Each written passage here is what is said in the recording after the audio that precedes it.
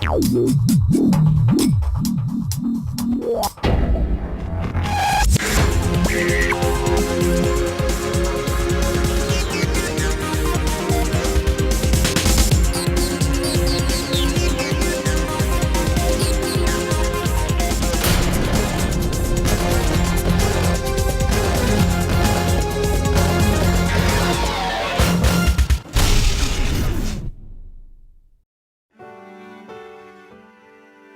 daughter was already missing. She had run away. She was running away from home. She was going out, not telling us where she was or who she was with. We found out that she was doing drugs. Out and out screaming, hitting, violence,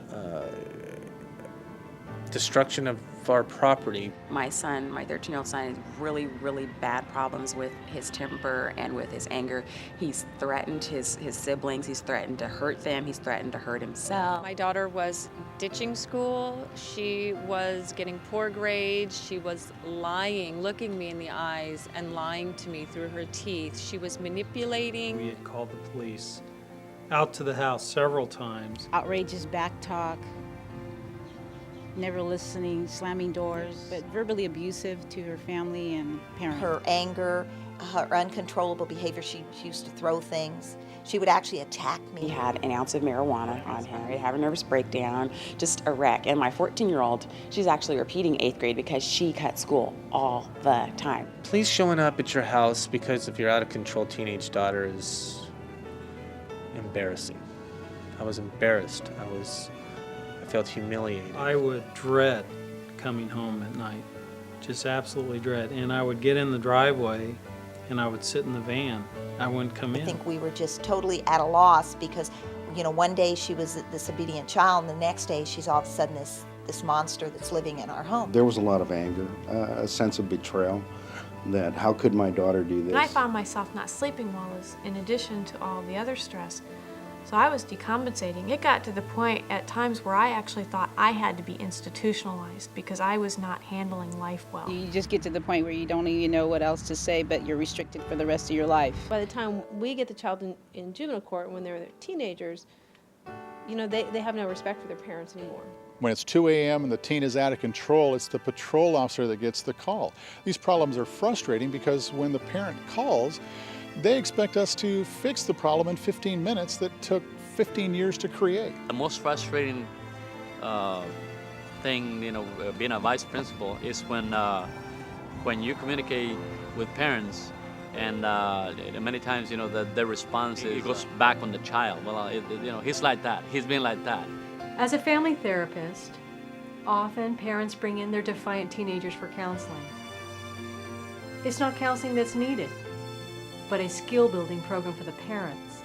There are certain sets of skills, etc., that if you could develop those, you will likely keep your child out of our system. One is that you work on develop and honing the parenting skills, that you accept your role as a parent instead of a friend, and that you follow through with any consequences promised or threatened. After my agency implemented the Parent Project, we went back and compared the calls for service before the Parent Project and after graduation. In 6 months prior to the Parent Project, 15 families generated 87 calls for service. 6 months after the Parent Project, same 15 families only generated 4 calls for service. The big message here is what the patrol officer has known all along, because in 87 trips, we didn't solve the problem. But you give the parents the right tools, the parents solve the problem. Very influential in how we conduct parenting in our home. We're on the same page now, whereas before it was his and mine sometimes didn't match up, and it allowed my daughter to feed off of that. And her grades have improved considerably. She went from C's and D's, and now she's in honors classes getting straight A's. We go out to dinner, just her and I. We sit next to each other. She'll sit down and watch a movie with me.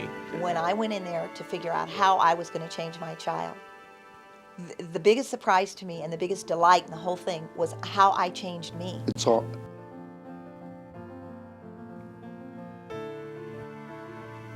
It's the whole family that every member of the family had a stake in our daughter's future, that we all had to change. I think the kids know now that I mean business, so the parent projects really helped them to know things were just so different when they came home for the summer. They're just like, wow, who's this lady, you know? If there were ever to be a manual for parenting, or a class, a basic class for parenting, the parent project could be it. I thought it was going to be a parent therapy session. It's not. It's a class. It's an actual class. It helps you learn helps you with tools that you can apply towards your child that aren't difficult.